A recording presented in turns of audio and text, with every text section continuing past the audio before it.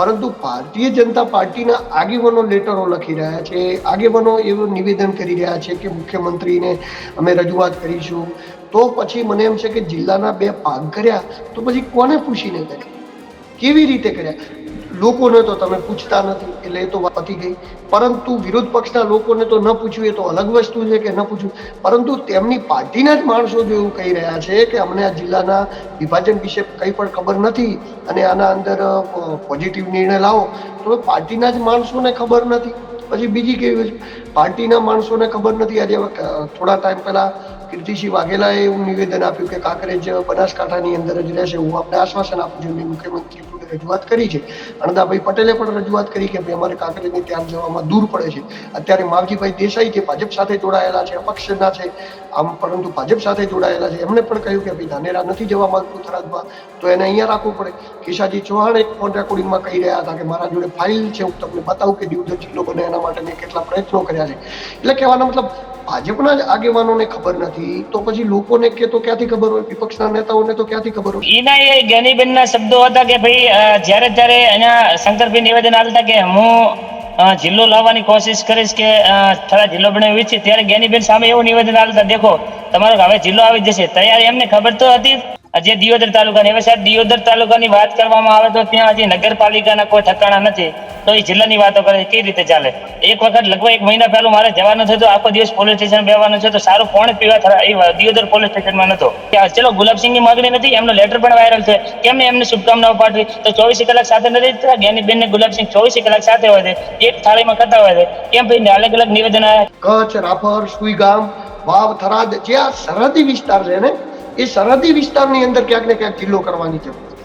જે આ જિલ્લો જે મતલબ થયોનો વાંધો નથી, પરંતુ જો થરાદ જે જગ્યાએ જિલ્લો થયો એ થરાદને એક બાજુ રાજસ્થાનની બોર્ડર ટચ કરે, એક બાજુ પાકિસ્તાનની બોર્ડર ટચ કરે અને એક બાજુ ગુજરાતની એટલે કે બનાસકાંઠાની બોર્ડર ટચ કરે. જેના એક ભાગમાં રાજસ્થાનની બોર્ડર ટચ કરતી હોય, જેના બીજા ભાગમાં પાકિસ્તાનની બોર્ડર ટચ કરતી હોય અને ત્રીજા ભાગમાં બનાસકાંઠા હોય, એ સેન્ટર કેવી રીતે બને? એ સેન્ટર કેવી રીતે થાય? સેન્ટર તો ના જ થઈ શકે ને. એ તો છેલ્લું છે, સેવાડાનું છે. અને એની પછી જો આ થરાદ છે તો થરાદની પાછળ 7 તાલુકા જોડાયેલા છે. ધારો કે જિલ્લો કદાચ કોકરેજી બનાસમાં જ રહે તો કોંગ્રેસ વાળા લોકો છે અમૃતજીને શ્રેય આપશે, ભાજપ વાળા લોકો છે કીર્તિસિંહને નણદાભાઈને એમને શ્રેય આપશે. એટલે મુખ્યત્વે તો જાતિવાદનું જ ગણિત છે. અત્યારે શું વિરોધ તો લોકો દર્શાવતા હોય છે, પરંતુ છેલ્લે તો કેવું હોય છે કે જ્યારે ચૂંટણીઓ આવે છે ત્યારે પોતપોતાના જાતિના ઉમેદવારને એરિયા મત આપી દેતા હોય છે. અત્યારે ભાજપનો વિરોધ કરવાવાળા કરતા હોય લોકો પણ જ્યારે ભાજપમાં એમના જાતિનો વ્યક્તિ આવે ત્યારે મત આપતા હોય છે. એવું સામે કોંગ્રેસમાં પણ થતું હોય છે. નમસ્કાર મિત્રો, બનાસના 2 કાંઠા. કેટલાય લોકો તેમાં ખુશ છે તો કેટલાય લોકો દુખી પણ છે. કેટલાય લોકો શંકરભાઈ ચૌધરી, ભારતીય જનતા પાર્ટી, ભૂપેન્દ્ર પટેલનો આભાર માની રહ્યા છે મુખ્યમંત્રીનો, તો કેટલાય લોકો કહી રહ્યા છે કે અમને ના જોડો, અમને બનાસકાંઠામાં જ રાખો, અમારે થરાદમાં નથી જોડાવું કારણ કે અમે હેરાન પરેશાન થઈ જશું. કાંકરેજ, ધાનેરા અને દિયોદર આ 3માં અસર જોવા મળી રહી છે. ધાનેરા અને કાંકરેજમાં લોકો રસ્તા પર આવ્યા, સ્વયંભૂ બંધ પાળ્યું, ધારાસભ્ય મેદાને આવ્યા, પરંતુ અત્યારની સ્થિતિ શું છે? શા માટે ધાનેરા કાંકરેજના લોકો થરાદમાં જોડાવા ઈચ્છતા નથી? ત્યાંના સ્થાનિક પત્રકારો સાથે વાત કરીએ, તેમનું શું કહેવું છે, તેમનું ગણિત શું છે, અત્યારની સ્થિતિ શું છે, આ તમામ બાબતે વાત કરીએ. આપની સાથે ત્યાંના સ્થાનિક પત્રકારો દિલુ ચૌધરી અને ભરતસિંહ રાજપૂત બંને જોડાયા છે. આપનું સ્વાગત છે બંને મિત્રોનું. જી નમસ્કાર ભાઈ. નમસ્કાર દિલુભાઈ, અત્યારની સ્થિતિ શું છે કાંકરેજ અને ધાનેરાની? કારણ કે જે પ્રકારે દ્રશ્યો સામે આવી રહ્યા છે, લોકો રસ્તા પર ઉતર્યા છે, લાગે છે પરિણામ મળશે? પરિણામ તો કેવું છે કે હજી સુધી કોઈ ઓફિશિયલી જાહેરાત થઈ નથી. બરોબર, પરિણામ મળે ના મળે એની આપણને હાલ તો કઈ ખબર નથી, પરંતુ લોકોમાં નારાજગી 100% છે. એમાં કાંકરેજમાં નારાજગી એટલા માટે છે કે કાંકરેજને થરાદમાં મૂક્યું એટલે કાંકરેજ આમ બી છેવાડાનો 8મો તાલુકો પડે છે, સૌથી છેલ્લો. અને કાંકરેજના અમુક ગામડાઓનું અંતર તો 90 થી 100 કિલોમીટર થઈ જાય છે થરાદ જવા માટે. જો કે પાલનપુર જવા માટે પણ અંતર એટલું છે, પરંતુ પાલનપુર એકદમ ઈઝી પડે, હાઈવે ટુ હાઈવે જવાનું હોય, સીધેથી સીધું જવાનું. તો કાંકરેજ વિરોધ કરી રહ્યું છે. ધાનેરાના ઘણા બધા લોકો કહી રહ્યા છે કે અમને બનાસકાંઠામાં રાખો, અમે પાલનપુર સાથે અમારી રૂટિંગ ઘરોબો છે એ બાજુ થઈને અમદાવાદ અમારા કામના અર્થે જવાનું હોય, ડીસા જવાનું હોય તો કામ થઈ જાય. ત્યારબાદ હવે નવો ચિલ્લો ચિતરાયો છે કે દીવદર પણ વિરોધ કરી રહ્યો છે, અને દીવદરમાં લોકો માગણી કરી રહ્યા છે કે આમ ગણવા જાઓ તો લોકો એવું કહી રહ્યા છે કે દીવદર સેન્ટરમાં છે, થરાદને બી સેન્ટર પડે, કાંકરેજને પણ સેન્ટર પડે, બધાને સેન્ટર પડે, તો દીવદરને ઓગળ જિલ્લા તરીકે જાહેર કરો. તો એવું ગણીને ક્યાંક ને ક્યાંક એ લોકો પણ વિરોધ કરી રહ્યા છે. તો વિરોધનો જે વંટોળ છે 3 તાલુકાઓની અંદર ફેલાઈ ગયો છે, અને જેના માટે કાલે દીવદરની અંદર એક મોટી સભાનું પણ આયોજન થયું છે. અને આ રીતે જો સૌપ્રથમ શિવરીએ બંધ પાડ્યું, ત્યારબાદ દીવદરે બંધ પાડ્યું, ત્યારબાદ થરાએ બંધ પાડ્યું, આજે ધાનેરા બંધ છે. અને નાના નાના જે સેન્ટરો કહેવાય કંબોઈ અને એવા નાના નાના કેટલાય સેન્ટરો કેટલું બંધ પાડી અને પોતાનો રોજગાર ધંધો બંધ રાખી અને વેપારીઓ વિરોધ દર્શાવી ચુક્યા છે. દિલુ, તમને શું લાગે છે કે ત્યાંની જે સ્થિતિ છે, જે સમાચાર સામે આવી રહ્યા છે, એક સમયે ભારતીય જનતા પાર્ટીના નેતાઓ ખુશ હતા, પરંતુ ભારતીય જનતા પાર્ટીના નેતાઓ પણ પત્ર લખી રહ્યા છે. એમાં પછી થરા માર્કેટિંગ યાર્ડના ચેરમેનની પણ વાત હોય અને બનાસકાંઠા ભારતીય જનતા પાર્ટીના પ્રમુખની પણ વાત હોય, એ પણ પોતે આ બાબતે નાખુશ હોય તેવું દેખાઈ રહ્યું છે.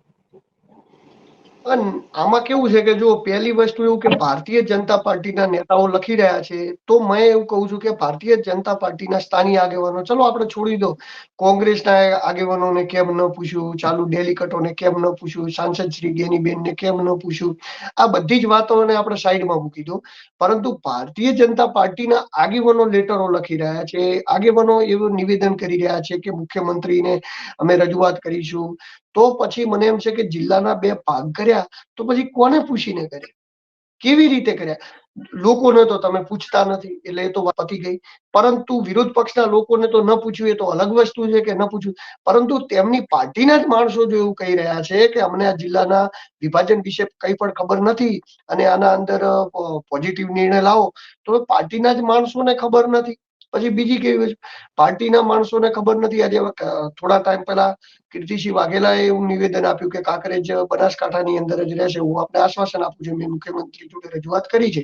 અણદાભાઈ પટેલે પણ રજૂઆત કરી કે ભાઈ અમારે કાંકરેજને ત્યાં જવામાં દૂર પડે છે. અત્યારે માવજીભાઈ દેસાઈ જે ભાજપ સાથે જોડાયેલા છે, અપક્ષના છે આમ, પરંતુ ભાજપ સાથે જોડાયેલા છે, એમને પણ કહ્યું કે ભાઈ ધાનેરા નથી જવા માંગતું થરાદમાં, તો એને અહીંયા રાખવું પડે. કેશાજી ચૌહાણ એક ફોન રેકોર્ડિંગમાં કહી રહ્યા હતા કે મારા જોડે ફાઇલ છે, હું તમને બતાવું કે દીવદર જિલ્લો બને એના માટે મેં કેટલા પ્રયત્નો કર્યા છે.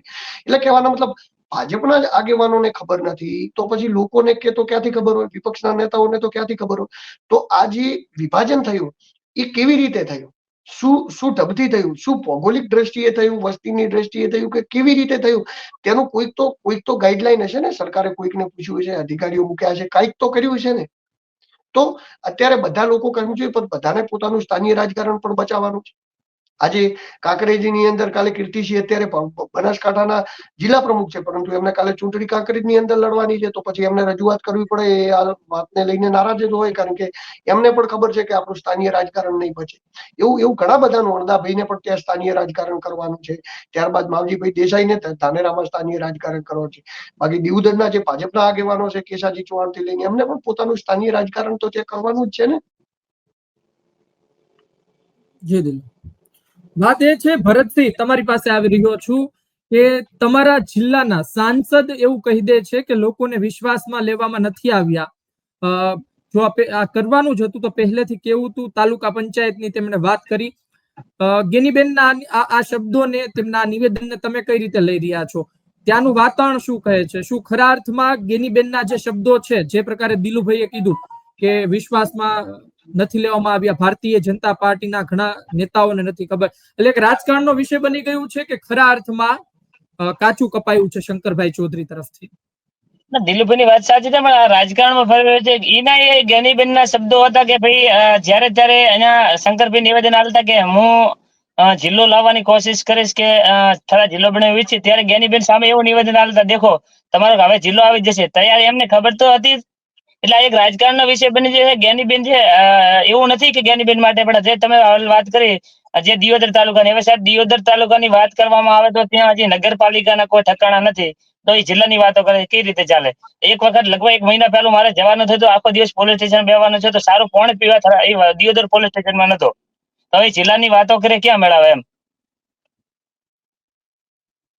ભરતસિંહ, જી. તમે જે દિયોદરની વાત કરી, ગુલાબસિંહ રાજપૂત એ થોડા દિવસ પહેલા સોશિયલ મીડિયામાં એક પોસ્ટ કરે છે અને મુખ્યમંત્રી ભૂપેન્દ્ર પટેલનો આભાર માને છે, ને એ જ દિવસના સમાચાર સામે આવે છે કે ગેનીબેન ઠાકોર નારાજ છે, એની નારાજગી હતી.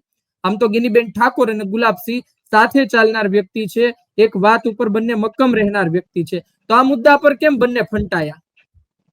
સાહેબ 100% રાજકારણ દેખાઈ આવે છે. અત્યારે તમે જ્ઞાનીબેન નું નિવેદન આગળના નિવેદનો આપ દેખી શકશો, કદાચ હું તમને વિડીયો પણ મોકલીશ કે એવા જ્યારે ત્યારે શંકરભાઈએ જિલ્લાની કે અન્ય પરબતભાઈએ જિલ્લાની જ્યારે જાહેરાતની વાત કરતા કે જિલ્લો લાવવાની કોશિશ કરતો, ત્યારે જ્ઞાનીબેનના નિવેદનો પાછળથી નિવેદનો આવતા કે ભાઈ આ લોકો દેખો જિલ્લો લાવશે, ખરેખર તૈયાર કેમ ભાઈ તમને નતું દેખાણું, કેમ જિલ્લાનું એવું કહેતા હતા? તદી નતા કહી શકતા કે ભાઈ જિલ્લો અમે ફલાણો કરશું? બધાને વિશ્વાસમાં લીધા છે. ભારતીય જનતા પાર્ટીના જે અત્યારે નિવેદનો આવી રહ્યા, બધાને એ વિશ્વાસમાં લીધા કંઈક ને કંઈક સમાચાર મળી રહ્યા છે, પણ મજબૂરીને ખાતર મારા મિત્ર મારા મોટા ભાઈ જે દિલુભાઈએ કીધું એમ લોકોને ત્યાં ચૂંટણી લડવાની છે, એટલે કંઈક ને કંઈક પબ્લિસિટી કરવી પડે. બાકી બધા લોકોને વિશ્વાસમાં લઈને જિલ્લાની જાહેરાત કરી છે ને. ત્યાં જ્ઞાનીબેન જે કોંગ્રેસના નેતાઓને આમનું કામ જ એ છે કે ભાઈ કંઈક ને કંઈક મુદ્દો ભટકાવો, એના એ લોકો જિલ્લાની પણ કે ભાઈ એના એ લોકોની માગણી હતી. ચલો ગુલાબસિંહની માગણી નથી, એમનો લેટર પણ વાયરલ છે, કેમ એમને શુભકામનાઓ પાઠવી? તો 24 કલાક સાથે નથી થતા? જ્ઞાનીબેન ને ગુલાબસિંહ 24 કલાક સાથે હોય છે, એક થાળીમાં ખાતા હોય છે, કેમ ભાઈ અલગ અલગ નિવેદન કંઈક ને કંઈક રાજકારણનો વિષય તો 100% લાગી રહ્યો છે. દિલુ, તમને શું લાગે છે? કારણ કે ગુલાબસિંહ પોતે શુભેચ્છા પાઠવે, ગેનીબેન વિરોધ દર્શાવે. જે ભરતસિંહની વાત હતી કે ગેનીબેન આની પહેલા જ્યારે જિલ્લાની વાત આવતી હતી ત્યારે કેમ નહોતા કહેતા? બની શકે કે ત્યારે એને ખબર ન હોય કે કાંકરેજ અને ધાનેરા છે તેને પણ જોડવાની વાતો ચાલે છે. તમને શું ગણિત મગજમાં બંધ બેસે છે? જો કોઈ પણ નેતા હોય ને, જે જગ્યાએ સ્થાનીયનું રાજકારણ હોય ને, એ જગ્યાને એ પ્રમોટ કરે. ચાહે કોઈ પણ નેતા હોય, ધારો કે ગુલાબસિંહને રાજકારણ કરવાનું હોય તો થરાદમાં કરવાનું હોય, કે ધારો કે વાવમાં કરવાનું હોય, તો એ લોકોને ધારો કે આ મુદ્દો ગમ્યો હોય તો એ લોકો એમના સપોર્ટમાં રહે. ગુલાબસિંહ એવું કહે કે ભાઈ મારા તો ઘણા ટાઈમથી હું પણ આ બાબતે લેટરો લખતો હતો કે થરાદ જિલ્લો બને, થરાદ જિલ્લો બને, તો એ સપોર્ટ રહે, કારણ કે એમને ચૂંટણી લડવાની છે થરાદની અંદર, એમને ચૂંટણી લડવાની છે વાવની અંદર. પરંતુ જ્ઞાનીબેનની પરિસ્થિતિ કેવી થઈ? જ્ઞાનીબેનને તો ત્યાં થરાદ વાવમાં રહેવાનું છે અને બનાસકાંઠા જિલ્લામાં રહેવાનું છે. હવે બનાસકાંઠા જિલ્લાની અંદર કોઈ એક તાલુકો તો છે નહીં.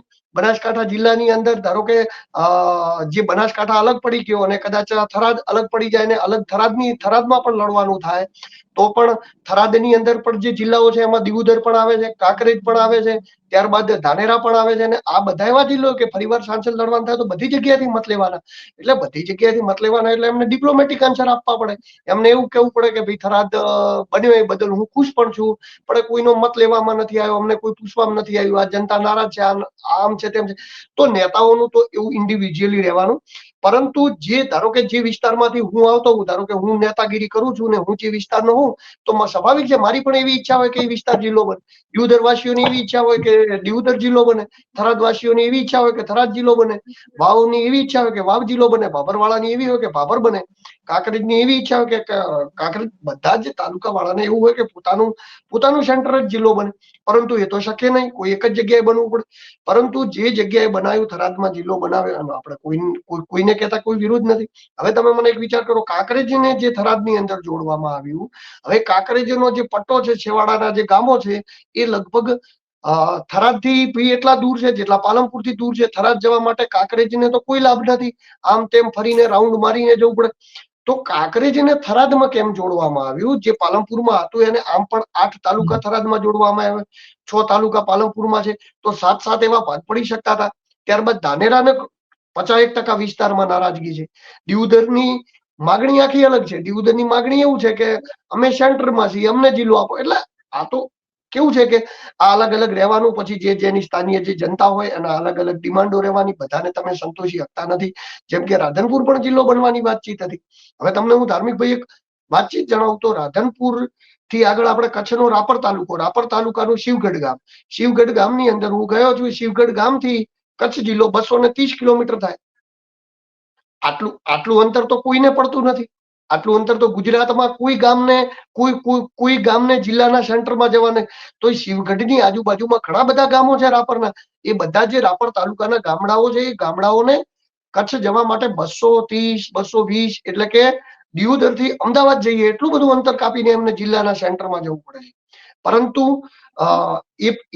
એ પણ ધ્યાનમાં રાખવાનું હતું, જેમ કે હું સરહદી વિસ્તારમાં મારું જ્યાં માનું છું ત્યાં બાજુ આ બાજુ કચ્છ, રાપર, સુઈગામ, વાવ, થરાદ જે આ સરહદી વિસ્તાર છે ને, એ સરહદી વિસ્તારની અંદર ક્યાંક ને ક્યાંક જિલ્લો કરવાની જરૂર હતી. જે આ જિલ્લો જે મતલબ થયો વાંધો નથી, પરંતુ જો થરાદ જે જગ્યાએ જિલ્લો થયો એ થરાદને એક બાજુ રાજસ્થાનની બોર્ડર ટચ કરે, એક બાજુ પાકિસ્તાનની બોર્ડર ટચ કરે, અને એક બાજુ ગુજરાતની એટલે કે બનાસકાંઠાની બોર્ડર ટચ કરે. જેના એક ભાગમાં રાજસ્થાનની બોર્ડર ટચ કરતી હોય, જેના બીજા ભાગમાં પાકિસ્તાનની બોર્ડર ટચ કરતી હોય, અને ત્રીજા ભાગમાં બનાસકાંઠા હોય, એ સેન્ટર કેવી રીતે બને? એ સેન્ટર કેવી રીતે થાય? સેન્ટર તો ના જ થઈ શકે ને. એ તો છેલ્લું છે સેવાડાનું છે, અને એની પછી જો આ થરાદ છે તો થરાદની પાછળ 7 તાલુકા જોડાયેલા છે. થરાદ વચ્ચે નથી, થરાદ વચ્ચે હોય અને આજુબાજુમાં 7 તાલુકા જડાયા હોય, અને પછી જો વિરોધ થતો હોય તો આપણે એવું માની શકીએ કે ક્યાંક ને ક્યાંક આ વિરોધ. દિલુભાઈ, તમને શું લાગે થરાદને મુખ્ય મથક બનાવવાની વાત છે એ શા માટે હોઈ શકે? કદાચ એ લોકોએ ભૌગોલિક સ્થિતિ જોઈ હોય, જ્યારે રોડ મેપ તૈયાર કરતા હોય જિલ્લો બનાવવાનો, ત્યારે એ લોકોએ ભૌગોલિક સ્થિતિ જોઈ હશે, તો એ લોકોએ ન વિચાર્યું હોય કે ભાઈ કેન્દ્રમાં હોય, વચ્ચે હોય એવો તાલુકો રાખીએ. એટલે જો ભૌગોલિક સ્થિતિ તો જોઈ છે, આ જોઈને તમે પણ જો નકશો તમારી આપણે ટીવીના માધ્યમથી ચલાવી દો, નકશો જોઈને ખાલી તમે ઓનલાઈન ઓપિનિયન પોલ કરી નાખશો તો પણ લોકોને ખબર પડશે કે સેન્ટર કઈ જગ્યાએ હોય, શું હોય. જિલ્લાના વિભાજન પ્રમાણે સેન્ટર એટલે કોઈ પણ નકશો હોય એનું જે સેન્ટર બિંદુ આવતું હોય એને સેન્ટર કહેવાય. તો એ તો બધાને ખબર પડે. પરંતુ હવે ધારો કે થરાદ જે જિલ્લો બની ગયો, થરાદને જે સેન્ટર રાખવાનું છે, જો થરાદ જિલ્લો બને અને થરાદને સેન્ટર રાખવામાં ના આવે તો પછી એનો કોઈ અર્થ જ નથી. એને જિલ્લો બનાવવાનો કોઈ અર્થ જ નથી, એનો જિલ્લાનું નામ આપવાનું પણ કોઈ અર્થ જ નથી. એટલે મૂળભૂત વાત એવી હતી કે થરાદ સેન્ટર રહે તો થરાદ સેન્ટર રહે તો વાંધો નથી, પરંતુ થરાદને સેન્ટર જે રાખવામાં આવે એની અંદર વાવ, લાખણી અને આજુબાજુના અમુક વિસ્તારોને ઈઝી પડી શકે છે. બાબર વાળા લોકો તો એવું કહે છે કે અમને રાધનપુર હોય તો પણ ઈઝી પડે, દિયોદર હોય તો પણ ઈઝી પડે, થરાદ હોય તો પણ ઈઝી પડે.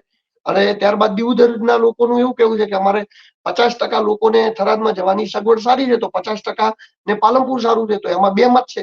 એવું ને એવું ધાનેરામાં છે, ધાનેરામાં પણ 2 મત છે, જેમાં 51% ઉપરના લોકોનું એવું કેવું છે કે અમે પાલનપુર સીધી રીતે જઈએ છીએ. 51% લોકોનું કેવું એવું છે કે જે અમે થરાદ થોડું નજીક પડે છે, ધાનેરા સિટી થી આ બાજુનું. પણ કાંકરેજમાં તો સંપૂર્ણ પરિસ્થિતિ એવી છે કે કોઈ લેવા દેવા જ નથી, એમને એમ જ જોર જબરજસ્તી ઘુસાડી દેવામાં આવ્યું હોય છે એવું લાગી રહ્યું છે. દિલુભાઈ, તમને એવું નથી લાગી રહ્યું કે ભારતીય જનતા પાર્ટી એના સત્તાધીશો આ પ્રકારનો નિર્ણય કરે તો નુકસાન તો એમને જ છે? કારણ કે તમે જુઓ કે કાંકરેજને આજે પરાણે જોડશે, આજે ધાનેરાને પરાણે જોડશે, તો કાંકરેજ અને ધાનેરાના લોકો ચૂપ નથી બેસવાના. આવનારી ચૂંટણીમાં એ મત સ્વરૂપે જવાબ આપશે. એ કદાચ એમને પણ ખબર છે, તો આવી ભૂલ શા માટે કરતા હશે? એટલે જો હું તમને કહું, હજી તો ધાર્મિક ભાઈ, મને આ વિષયની અંદર એવું લાગી રહ્યું છે કે એક ટૂંકું માર્યું છે. ટૂંકું એવું માર્યું છે કે થરાદ જિલ્લો જાહેર થઈ ગયો. આ જિલ્લો જાહેર થઈ ગયો થરાદ, એમાં કોઈ નો ડાઉટ. તાલુકાના જે અંદર સમાવવા વાળી વાતચીત હતી એની હજી કોઈ ઓફિશિયલી કોઈ જાહેરાત થઈ નથી, કે ઓફિશિયલી કોઈ કાગળ ઉપર કોઈ પણ સ્ટેમ્પ કે કોઈ પણ સહી કે કોઈ પણ ના લેખિત દ્વારા કોઈ હજી એવું જાહેર કરવામાં આવ્યું નથી કે આ જગ્યાએ આમ રહેશે કે આ જગ્યાએ આમ રહેશે. હા, વાતચીત એટલી પણ છે કે કલેક્ટરોને પણ ઓર્ડર આપી દેવામાં આવ્યા છે કે આનું વિભાજન માટેની તમે તૈયારીઓ કરો ને. બધું વિભાજન થવાનું છે, એમાં કોઈ નો ડાઉટ છે. અને જિલ્લો થરાદ બન્યો છે તો પછી એ પણ હવે કદાચ મને એવું લાગે છે કે ત્યાં જ રહેશે. પરંતુ સેન્ટર વાળી બાબતની અંદર આ વિચારણા થઈ શકે એવું લાગે છે કે કોઈ જગ્યાએ થરાદ જિલ્લો હોય તો ધારો કે ભાભર છે, આ બાજુ ધારો કે લાખણી છે, દિયોદર છે, કોઈ જગ્યાએ સેન્ટર ચેન્જ થઈ શકે એવી વિચારણા થઈ શકે છે. પરંતુ એ બધું હજી કેવું છે કે વાતચીતો ઉપર આધાર રાખે છે. પણ 100% જો વિચારવા જઈએ તો પાર્ટી એવું વિચારેલું છે કે આપણે જોઈએ એકદમ ટૂંકું ફેંકીએ. તમે જો મીડિયાના માધ્યમથી પહેલી વાર એવું બન્યું કે મીડિયામાં વાત પહેલા આવી ગઈ અને સરકારે જાહેરાત પછી કરી. આમ કેવું જનરલી બનતું હોય કે સરકાર જાહેરાત કરી દે ને મીડિયામાં વાત આવે. તો એમને એક ટ્રાય કર્યો મીડિયાના માધ્યમથી કે સોશિયલ મીડિયાના માધ્યમથી આપણે એક ગલકું ફેંકીએ લોકો સામે, એક જોઈએ કે લોકોમાં કેવો પ્રતિસાદ મળે છે.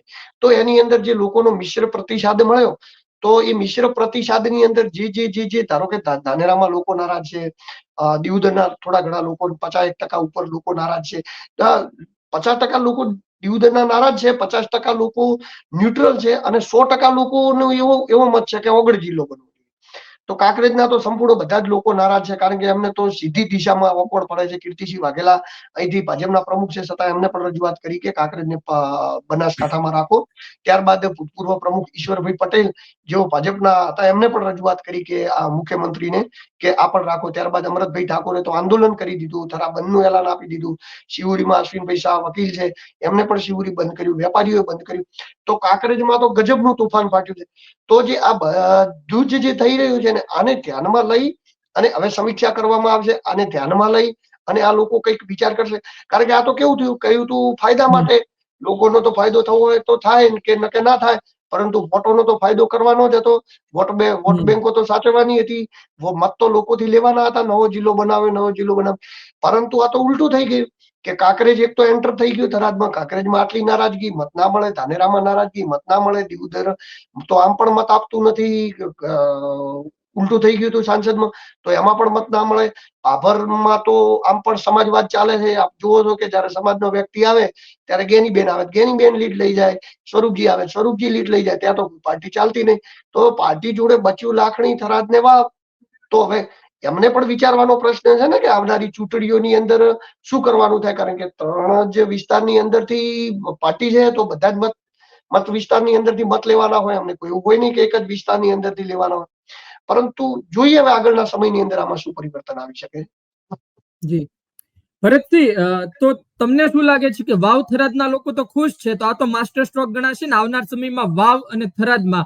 જેમ કે થરાદમાં ચાલો ભારતીય જનતા પાર્ટી થોડી મજબૂત, શંકરભાઈ ચૌધરી આવનાર સમયમાં લડે, ત્યાં એના કપરા ચઢાણ તો છે, પણ તમને લાગે છે કે વાવ અને થરાદમાં થોડી ભારતીય જનતા પાર્ટીને આવનાર સમયમાં આ નિર્ણયના કારણે રાહત રહેશે? થરાદની વાત કરવામાં આવે તો દિલુભાઈએ કીધું જેટલા તાલુકા ગણાય, ધાનેરા હોય, દિયોદર હોય, કોંકરેજ હોય ને થરાદની જેટલી સુવિધાઓ જોઈએ એટલી અત્યારે પાલનપુર કરતા ડબલ સુવિધાઓ થરાદમાં મળી રહી છે. ઓફિસોનું હોય, કેનાલનું કામ હોય, અત્યારે મોટી બનાસકાંઠાની મોટા મોટી હોસ્પિટલ બની રહી છે, અને કંઈક ને કંઈક ભારતીય જનતા પાર્ટીને હાથોથી 20 થી 30% વધારે બેનિફિટ 100% મળશે તેવું દેખાઈ રહ્યું છે. ને કાંકરેજ ધાનેરા વિશે તમે શું કહેશો? કારણ કે જો તે લોકોની નારાજગી આમનામ રહી, ચાલો પરાણે છોડી દીધા, તો પછી આવનાર સમયમાં નુકસાન તો થશે, ભારતીય જનતા પાર્ટીને જ થશે. ભારતીય જનતા પાર્ટીને નુકસાન તો હતું, પણ અત્યારે કંઈક ને કંઈક ફાયદો થશે એ તો હાલ આપણને દેખાવી આવે. કારણ કે અત્યારે કંઈક ને કંઈક નેતાઓ દ્વારા એકબીજા નેતાઓને ચડાવીને આ બધું કરવામાં આવતું હોય, જે ટાઈપનો મેસેજ છે શું છે કરવામાં આવતો હોય. જો કાંકરેજની વાત કરવામાં આવે તો અત્યારે ચાલુ ધારાસભ્ય કોંગ્રેસના છે, અને જો ધાનેરાની વાત કરવામાં આવે તો ગયા ટ્રમ્પમાં કોંગ્રેસના હતા, આ ટ્રમ્પમાં અપક્ષના હતા. એટલે અહીંયા નુકસાન તો હતું જ, પણ કંઈક ને કંઈક ફાયદો થરાદમાં આવવાથી 100% એમને થશે જ. જી દિલુભાઈ, આપણે છેલ્લા 2-3 સવાલ લેવા છે. એક વાત એ છે કે જે પ્રકારે ભરતસિંહે કહ્યું કે શું કોઈના કહેવાથી, કારણ કે વાત તો એ પણ છે કે ધાનેરા છે એમાં અપક્ષ છે, પોતે ધારાસભ્ય અપક્ષ ચૂંટાઈને આવે છે, ભારતીય જનતા પાર્ટીને તેમણે સમર્થન આપેલું છે, એ વાત પણ છે, અને કાંકરેજમાં કોંગ્રેસના ધારાસભ્ય છે. એટલે કે આ વાત ફક્ત પક્ષ પૂરતી સીમિત છે કે ખરા અર્થમાં નેતાઓ જનતા માટે લડે છે? જો નેતાઓ તો જનતા માટે લડતા હોય કે ન લડતા, જનતા એમને ચૂંટેલા હોય એટલે જનતાનું પ્રતિનિધિત્વ કરતા હોય છે. બીજી વાત કે જે અમને કહ્યું કે જે ધારો કે અપક્ષના ધારાસભ્ય છે માવજીભાઈ, અને આપણે અમરતભાઈ કોંગ્રેસના ધારાસભ્ય છે. ધારાસભ્ય જયારે ચૂંટાય છે ત્યારે કોઈ પક્ષના ધારાસભ્ય હોતા નથી. બીજી વસ્તુ કે ધારાસભ્યો તો બાદ પછી આવે, વિરોધ પહેલા ચાલુ થઈ ગયો. શિવરી જયારે બંધ કરવામાં આવ્યું ને ત્યારે ધારાસભ્ય ચોટીલા હતા. મારે એમના જોડે ટેલિફોનિક વાતચીત થઈ હતી. એવું ચોટીલા હતા અમૃતજી ઠાકોર, તો એવો ચોટીલા હતા, એમને ખબર નથી કે અહીંયા વિરોધ ચાલુ થઈ ગયો છે, જિલ્લો જાહેર. તો એ અહીંયા પહોંચ્યા બીજા દિવસે, ને બીજા દિવસે આવીને એમને થરાદ બંધ આપી. ત્યારબાદ જેવું ધાનેરા વાળી વાતચીતની અંદર જેવો વિરોધ ચાલુ થઈ ગયો, એવું માવજીભાઈ દેસાઈ પહેલા પણ પૂર્વ ધારાસભ્ય નથાભાઈ પટેલનું સ્ટેટમેન્ટ આવ્યું હતું ને એ સાંજે આવ્યું, એના પહેલો વિરોધ ચાલુ થઈ ગયો હતો, પછી એમને સ્ટેટમેન્ટ આપ્યું અને ત્યારબાદ સ્ટેટમેન્ટ પછી માવજીભાઈ દેસાઈનું આવ્યું. તો માવજીભાઈ દેસાઈ અને અમૃતભાઈ ઠાકોરને બાદ કરો તો કેશાજી ચૌહાણ સાફ રીતે નારાજ છે. એ બોલી નથી શકતા. કેમ નથી બોલી શકતા? ભારતીય જનતા પાર્ટીમાં ચાલુ ધારાસભ્ય છે, એમને તમે ટેલિફોનિક જે રેકોર્ડિંગ સાંભળ્યું હોય તો એની અંદર એવું કહી રહ્યા છે કે ભાઈ તમે મારા જોડે આવજો, હું તમને બતાવીશ કે મેં કેટલા બધા મતલબ કે જિલ્લો ઓગળ બને એના માટે મેં કેટલા બધા સરપંચોની આખા સ્ટેમ્પ લીધા છે, સરપંચોની ગ્રામ પંચાયતોની આખા સ્ટેમ્પ લઈ આખી રજૂઆતો લઈ અને એમને ફાઇલ બનાવેલી છે, એ હું તમને બતાવીશ. એ વાત રહી. ત્યારબાદ પૂર્વ માર્કેટ યાર્ડના ચેરમેન અણદાભાઈ પટેલ, એ પણ ભાજપમાં છે, એ પણ કહી રહ્યા છે કે કાકરેજ ત્યાં ગયો તો એ ક્યાંક ને ક્યાંક ખોટું થયું છે. ત્યારબાદ પૂર્વ માર્કેટ યાર્ડના ચેરમેન ઈશ્વરભાઈ પટેલ ખુલ્લીને એ દિવસે નીકળ્યા. કોંગ્રેસના તો આગેવાનો નીકળે જ, એ આખી વસ્તુ અલગ છે. આમ કેવું છે કે જો કોંગ્રેસ ભાજપ કરતા વાત કેવી છે કે જયારે તમને જન આંદોલન ક્યારે મળે, જયારે તમને જે તે લોકોને સપોર્ટ મળે. સ્વાભાવિક છે કે થરાદના લોકો ખુશ થયા છે. હું થરાદમાં જઈને એવું કહું કે જિલ્લો બન્યો, ખોટી વસ્તુ થઈ, ચલો આપણે આંદોલન કરીએ, તો મને સપોર્ટ નથી મળવાનો. પરંતુ કાંકરેજમાં આવીને કોઈ કહે કે ભાઈ થરાદ જિલ્લો બન્યો ને તમને થરાદમાં સમાવેશ છું, તમે ખુશ છો? તો 100 માણસોને પૂછે તો 99 માણસો એમ કે ના અમે ખુશ નથી, અમે બનાસકાંઠામાં બરોબર હતા. કાંકરેજ તાલુકામાં ધાનેરામાં કોઈ જિલ્લો કેમ બન્યો એનો કોઈ વિરોધ નથી કરી રહ્યું. એ લોકો એવું કહી રહ્યા છે કે અમારે આ જગ્યાએ સગવડ સારી મળે, આ જગ્યાએ સગવડ ખોટી મળે, તો અમારે આ જગ્યાએ જવું છે, આ જગ્યાએ નથી રહેવું. વાતચીત અહીંયા જગ્યા વાળી છે. કોઈ એવું નથી કહ્યું. ખાલી દિયોદરમાં જ એવી વાતચીત છે કે જે લોકો કહી રહ્યા છે કે ઓગળ જિલ્લો બને અને દિયોદરની આજુબાજુ જે જોડાતા જે કાંકરેજને સેન્ટર પડતું હોય, લાકડીને પડતું હોય, ભાભરને પડતું, તો અમુક લોકોને જે સેન્ટર પડતું હોય એ લોકો તો એવી ડિમાન્ડ કરવાના કે દિયોદર જિલ્લો બને. હવે હું પર્સનલી મારી ઇન્ડિવિજ્યુઅલી મારી પોતાની વાત કરું તો મારું ગામ દિયોદરથી 13 કિલોમીટર થાય, તો મારા મનમાં તો ક્યાંક એવું જ હોય કે દિયોદર બને તો મને ફાયદો થાય. પરંતુ એ મારો પર્સનલ પોઈન્ટ ઓફ વ્યૂ છે. તો એમ પોતાનો પર્સનલ પોઈન્ટ ઓફ વ્યૂ દરેકનો અલગ હોય છે. પરંતુ જ્યારે આપણે સમીક્ષા કરતા હોઈએ, ચર્ચા કરતા હોઈએ, ત્યારે આપણે બધા જ તથ્યના લોકોનું સાંભળવું પડે. વાવના લોકો શું વિચારે છે એ પણ આપણે સાંભળવું જરૂરી છે. થરાદના લોકો શું વિચારે છે એ પણ સાંભળવું જરૂરી છે. તો એ પણ સાંભળવું જરૂરી છે કે ધાનેરાના લોકો શું વિચારે છે, તો એ પણ સાંભળવું જરૂરી છે કે કાંકરેજના લોકો શું વિચારે છે, અને તો એ પણ સાંભળવું જરૂરી બને છે કે દિયોદરના લોકો શું વિચારે. અને આ બધા જ લોકોને સાંભળી, બધા લોકોને વિચારી અને કોઈ એ રીતે નિર્ણય કરવામાં આવે કે વિરોધ કરવાનો કોઈને મોકો જ ન મળે. વિરોધ કરવા, જો મુદ્દા વગર ક્યારે વિરોધ થતો નહીં. મુદ્દા વગર તમે ક્યારે વિરોધ કરો ને તો પછી એનો કોઈ અર્થ નથી રહેતો. લોકો તમને કહી દે કે આ તો બેઝલેસ વાતો કરે છે, અર્થ વગરની વાતો છે, આમના જોડે મુદ્દો જ નથી વિરોધ કરવા માટે. તો મુદ્દા વગર કોઈ વિરોધ હોતો નથી. એટલે જે પણ મુદ્દાઓ છે અને હજી પણ વહેલું છે. હજી ભલે ને થરાદ જ જિલ્લો બન્યો, વાંધો એનો નથી, પરંતુ હજી સેન્ટર બનવાનું બાકી છે, હજી ઘણું બધું બાકી છે, કચેરીઓ બાકી છે. એના માટે શું આયોજન થઈ શકે, જિલ્લાઓના તાલુકાના ભાગલા કેવી રીતે પાડવા, એ બધા ઉપર હજી પણ સરકાર વિચારી શકે છે ને. દિલુભાઈ, તમને છેલ્લો સવાલ એ પૂછવો છે. જો તમે અણદાભાઈ છે તેમણે કહી દીધું ના ભાઈ ના, અમે તો કહી રહ્યા છીએ કે બનાસકાંઠામાં જ રાખો. કીર્તિસિંહ પણ સ્ટેન્ડ પોતાનું ક્લિયર કરી નાખ્યું. કેશાજીએ પણ પોતાનું સ્ટેન્ડ તમે જે રીતે વાત કરી એ મુજબ ક્લિયર કરી નાખ્યું.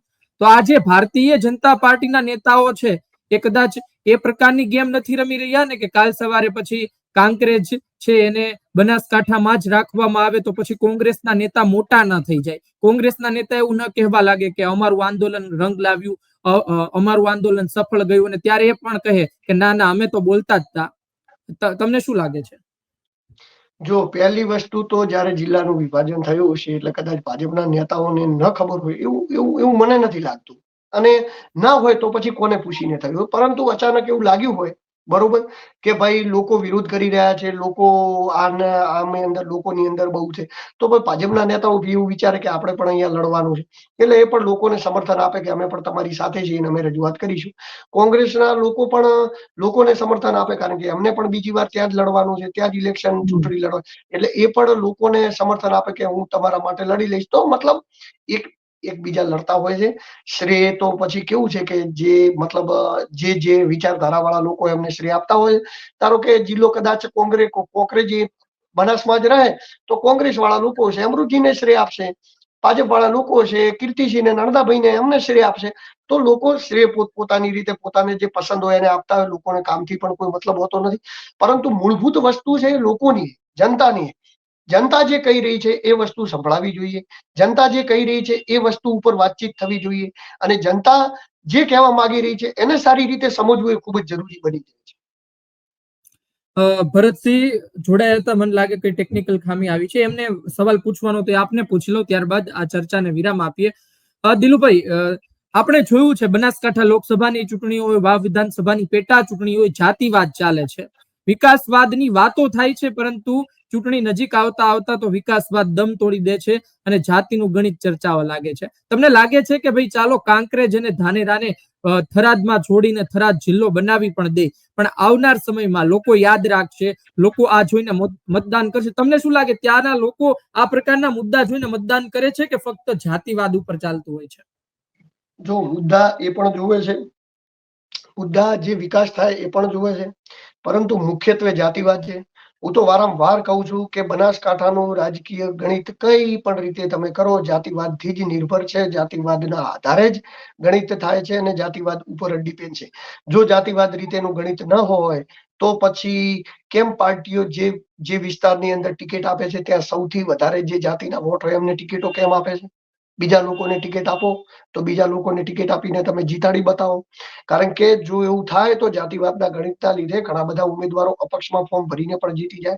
એટલે મુખ્યત્વે તો જાતિવાદનું જ ગણિત છે. અત્યારે શું વિરોધ તો લોકો દર્શાવતા હોય છે, પરંતુ છેલ્લે તો કેવું હોય છે કે જ્યારે ચૂંટણીઓ આવે છે ત્યારે પોતપોતાના જાતિના ઉમેદવારને એના મત આપી દેતા હોય છે. અત્યારે ભાજપનો વિરોધ કરવા વાળા કરતા હોય લોકો પણ જ્યારે ભાજપમાં એમના જાતિનો વ્યક્તિ આવે ત્યારે મત આપતા હોય છે. એવું સામે કોંગ્રેસમાં પણ થતું હોય છે. એટલે આ જાતિવાદનું રાજકીય ગણિત છે. એટલે આમાં બીજું કઈ નહીં. અને આ બધા ભાગલા જે પાડવામાં આવ્યા ને એ જાતિગત સમીકરણોના આધારે જ પાડવામાં આવ્યા છે. વિસ્તારની દ્રષ્ટિ તો આખી અલગ વસ્તુ છે, પરંતુ કઈ જાતિના કેટલા વોટ છે, કઈ જગ્યાએ કેટલા વોટ જઈ શકે, અને કયા જિલ્લામાં કેટલા વોટ કેટલી સમાજના રહે, એના આધારે જ ભાગલા પાડવામાં આવે. કારણ કે તો જ પછી આવનારા સમયની અંદર જાતિગત રાજકારણોનું અસ્તિત્વ રહેતું હોય છે.